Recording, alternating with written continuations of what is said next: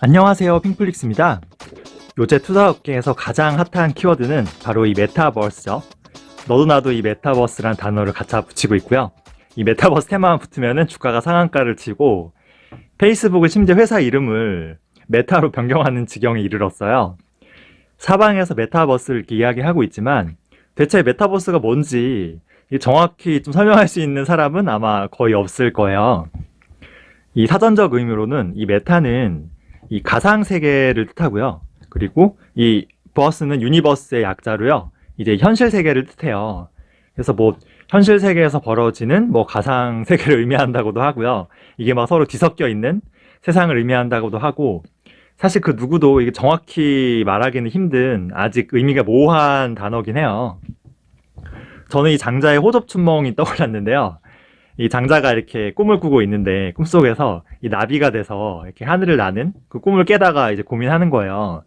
내가 인간인데 나비가 되는 꿈을 꾼 것인지, 아니면 나는 원래 나비인데 지금 인간이 된 꿈을 꾸고 있는 건지, 이게 꿈인지 현실인지 막 헷갈리는 것처럼 이 가상 세계와 이 현실이 혼란이 올 정도로 막 뒤섞이고요. 심지어 이 가상 세계, 디지털 세계의 가치가 지금 현재 현실보다 더 중요해지는 그 시점을 이제 메타버스라고 정의한다는 분도 있더라고요.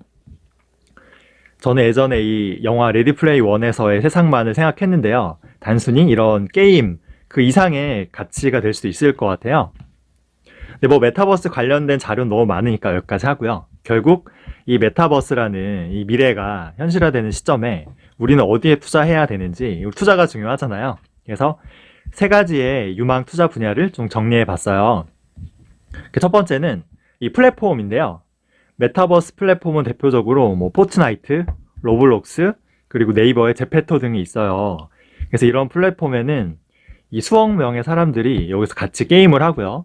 음악을 듣고 영화를 보고 뭐 같이 빈둥거리고요. 커뮤니티를 하고 심지어 이 경제활동까지 같이 이루어지고 있거든요. 뭐 가수나 아이들이 이런 플랫폼 안에서 공연을 하면 막 수천만 명이 모이기도 하고요. 이제 회사들이 자기들의 상품을 여기서 홍보하기도 해요. 광고하기도 하고요. 코로나로 인해 할 수 없는 뭐 졸업식 같은 이런 오프라인 모임이 이런 플랫폼 안에서 이 아바타로 이루어지기도 하고 있어요. 이런 플랫폼의 뜨거운 인기는 주가로 확인할 수 있는데요. 이 로블록스는 실적 발표 후 하루 만에 주가가 42%나 폭등하기도 했어요. 근데 또 뭐 다음날 또 13% 빠지기도 했는데요. 이런 메타버스 플랫폼에 대한 투자는요, 성공하면 진짜 대박이죠, 이거는. 근데 이게 아직 메타버스가 시작도 안 한 단계이기 때문에 이게 미래에 어디가 잘 될지 이게 좀 예측하기가 좀 힘든 분야이기도 해요. 저는 이런 플랫폼 투자보다 조금 더 안전한 투자가 있다고 보는데요. 이거는 이런 다양한 플랫폼, 소프트웨어를 만들어내는 이 개발, 엔진에 대한 투자예요. 이것도 일종의 플랫폼이거든요. 예를 들면 뭐 언리얼 엔진이나 유니티를 들 수 있는데요. 이 메타버스가 가장 빨리 적용될 분야는 아무래도 이 게임이라고 봐야 돼요. 현재 대부분의 게임이 이 언리얼 엔진 혹은 이 유니티 엔진으로 만들어지는데요. 흔히 이런 고퀄 게임이 언리얼이고요. 약간 소프트한 캐주얼 게임이 유니티라고 보시면 돼요.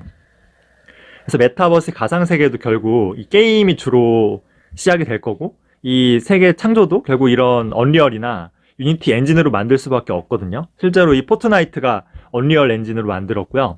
로블록스는 유니티 엔진으로 만들어졌어요. 그래서 미래의 메타버스 세상에서 어느 플랫폼이 승자가 될지는 알 수 없죠. 하지만 결국은 이 유니티나 언리얼 엔진으로 만들어질 테니 이 둘에 투자하는 것도 어떻게 보면 좀 좋은 전략이라고 할 수 있어요. 스마트폰 시대의 투자로 보면요, 이런 뭐 로블록스, 포트나이트 같은 이 플랫폼 투자는 유튜브, 페이스북, 인스타그램, 넷플릭스와 같은 이제 어플에 투자하는 거고요. 개발 엔진에 대한 투자는 iOS나 안드로이드 같은 운영체제에 좀 비유할 수 있을 것 같아요.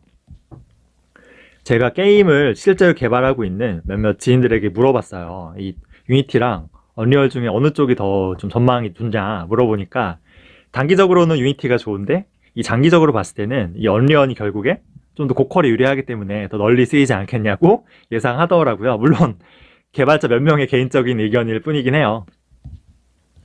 요새 메타버스로 가장 핫한 기업 중 하나가 엔비디아죠.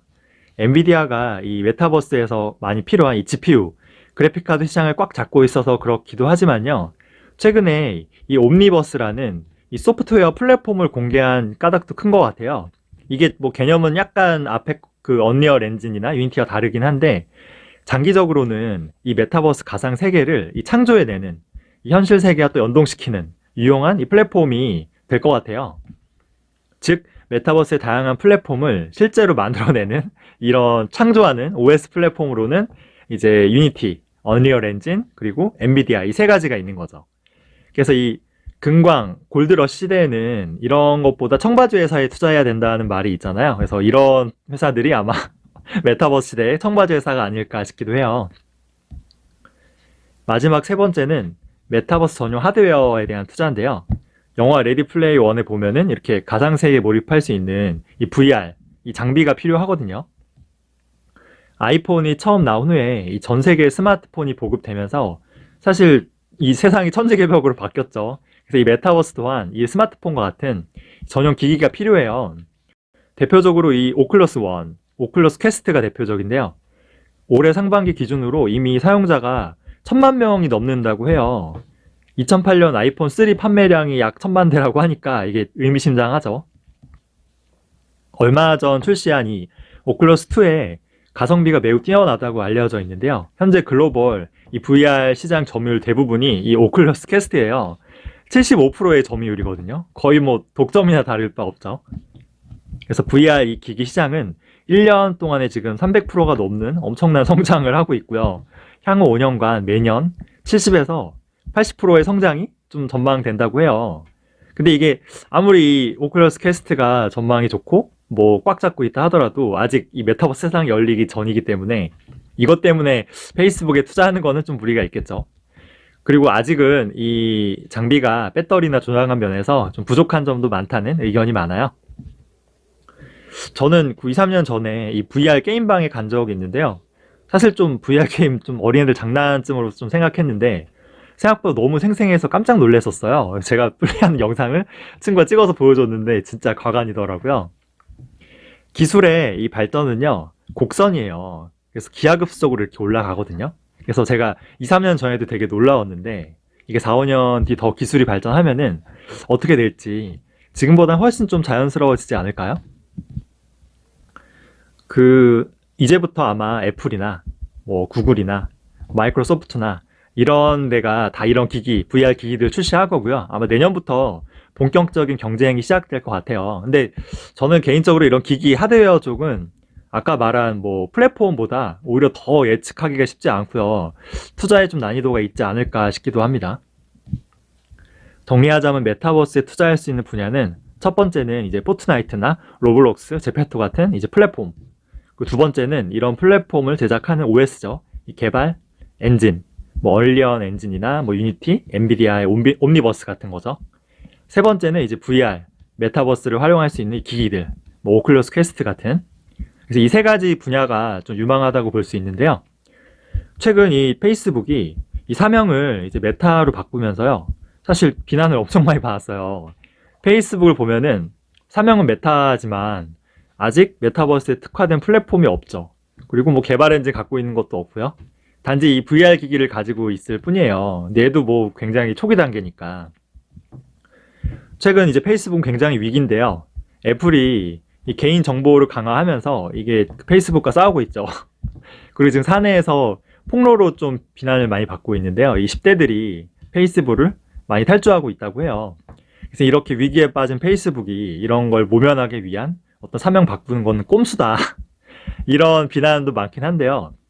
저 개인적으로는 이렇게 위기에 빠진 이 페이스북과 이 젊은 창업자가 이제 우리 메타버스에 올인할 거다라고 이렇게 얘기하고 여기에 적극적으로 투자하고 나아가겠다고 하는 거는 저는 이게 비난받을 건 아니라고 봐요. 왜냐하면 위기에 빠진 페이스북이 오히려 현실에 안주해서요. 지금 막대한 그 이익을 주주들에게 배당하거나 자사주 매입을 하거나 아니면 뭐 스냅챗이나 틱톡 같은 SNS를 편하게 이제 인수해서 확장하려고 하거나 이런 것들이 더 부정적인 뉴스거든요. 새로운 사업에 아낌없이 투자하겠다는 건 오히려 저는 좀 긍정적으로 보고 있어요. 물론 뭐 이 메타버스가 이 세계가 페이스북이 뭐 일에 성공할 수 있을지 이건 알 수 없죠. 근데 이 메타버스의 핵심은 저는 이 사람과의 연결과 관계라고 보거든요. 근데 페이스북이 30억 명에 달하는 정말 어마무시한 유저를 가지고 있잖아요. 그리고 이 데이터도 가지고 있고요. 그래서 페이스북이 메타버스에 지금 딱히 뭐 뚜렷한 건 많지 않지만 엄청난 잠재력, 포텐셜이 있다는 거는 부정하기 힘들죠. 물론 뭐 이런 메타버스 테마만으로 페이스북에 투자하는 건 절대 아니에요. 제가 말했다시피 이 30억에 달하는 엄청난 사용자, 그리고 이 데이터를 가진 플랫폼 기업이고요. 아직 빅테크 기업 중에 가장 높은 성장률을 가진 기업이기도 하고요. 이 막대한 영업이익과 현금 흐름, 그리고 이 투자할 수 있는 그 여력 등을 고려하면요. 장기적으로는 여전히 괜찮은 투자 기업이죠. 물론 이 메타버스 테마 하나로 투자하는 건 무리가 있어요. 개인적으로 저는 이 메타버스 세상에서 가장 매력적인 회사 중 하나로 좀 의외지만 텐센트를 좀 꼽고 있는데요. 정확히 말하면 텐센트라기보다는 텐센트가 보유하고 있는 이 어마무시한 회사들이에요. 특히 저는 에픽게임즈를 탑으로 꼽는데요. 아까 메타버스 플랫폼 중에서 포트나이트가 가장 많은 사용자를 보유한 기업, 그런 그 어플, 그 소프트웨어인데요. 이걸 만든 회사가 에픽게임즈예요. 근데 이 에픽게임즈는 아까 이런 메타버스 플랫폼을 만드는 얼리얼 엔진도 가지고 있는 회사거든요. 어떻게 보면 진짜 메타버스를 위한 회사인데 이게 비상장이라 투자가 불가능해요. 근데 여기 에픽게임즈에 일찌감치 지분 40%를 투자한 회사가 바로 이 텐센트죠. 텐센트는 자기가 훌륭한 게임이나 퍼블리셔이기도 한데요. 아까 말한 뭐 에픽게임즈를 물론이고요. 뭐 그 리그 오브 레전드를 가지고 있는 라이엇 게임즈도 가지고 있고요. 뭐 로블록스, 크래프톤, 배틀그라운드에 넷마블, 액티비전 블리자드 등 전 세계에서 가장 많은 이 게임 회사의 지분을 가지고 있는 그런 엄청난 공룡이기도 해요. 그런 면에서 전 좀 메타버스엔 좀 유리하지 않을까. 넷플릭스 1위를 차지했던 오징어 게임을 밀어낸 이 아케인이라는 애니메이션이 있는데요. 얘가 바로 텐센트가 소유한 이 라이엇 게임즈의 IP로 만든 작품이거든요. 아마 예전에 리그 오브 레전드 롤 하셨던 분들이라면은 보고 좀 가슴이 설레이지 않았을까 싶어요. 사실 메타버스는 아직 개념도 좀 모호하고요. 어려운 게 사실인데요. 확신이 좀 들지 않는다면은 가장 확실한 투자가 있어요. 뭐냐면은 이 반도체 그리고 이 클라우딩 컴퓨터 이쪽에 투자거든요. 뭐가 되었든 이 현실과 구별하기 힘든 이 가상 세계가 펼쳐지려면은 엄청난 데이터가 서버에서 왔다 갔다 해야 되고요. 여기에 엄청난 반도체와 이 클라우드 서버가 필요한 건 너무 당연해요. 장기 투자에서 가장 확실한 투자는 이런 SMH나 그리고 SOXX 이런 반도체 ETF라고 한 적이 있는데요. 공부하면 할수록 진짜 그게 맞지 않나라는 생각이 들기도 합니다. 제가 세 줄 요약하면은 이 메타버스에 어디에 투자해야 되나, 이 메타버스 플랫폼, 그리고 이 개발 엔진, 그리고 메타버스에 접속할 수 있는 이 기기, 이 세 가지가 있고요. 페이스북이 욕을 많이 먹고 있지만 저는 나쁘지 않다고 봐요. 그리고 에픽게임즈 지분을 가진 텐센트도 저는 좀 좋아 보입니다. 장기적으로요. 그리고 진짜 좀 확신이 없는 분들은 결국은 이 반도체 그리고 이 클라우드 기업은 확실하거든요. 이쪽에 투자하는 것도 좋은 방법이에요. 영화 레디 플레이 원을 제가 다시 봤는데요. 이 영화 속에서 주인공이 즐기는 이 메타버스 가상현실 게임 이름이 이 오아시스거든요. 어떻게 보면 좀 사막의 좀 되게 중요한 공간이잖아요. 우리 인간은 늘 비루한 이 현실 세계를요 좀 벗어나서 완벽한 낙원을 꿈꿔요. 뭐 에덴 동상, 신라권, 유토피아, 뭐 샹그릴라, 무릉도원 이 다 같은 말이거든요. 그래서 메타버스가 진짜 우리 인류가 바라는 이 오아시스나 이 낙원이 될 것인지, 아니면 이 자본주의 시대에서 천박한 그냥 마케팅 이 수단에 불과한 것인지 아직은 알 수 없죠. 근데 제가 서점에 가보니까요, 이 신간책의 거의 절반 정도는 다 메타버스가 붙어 있고요.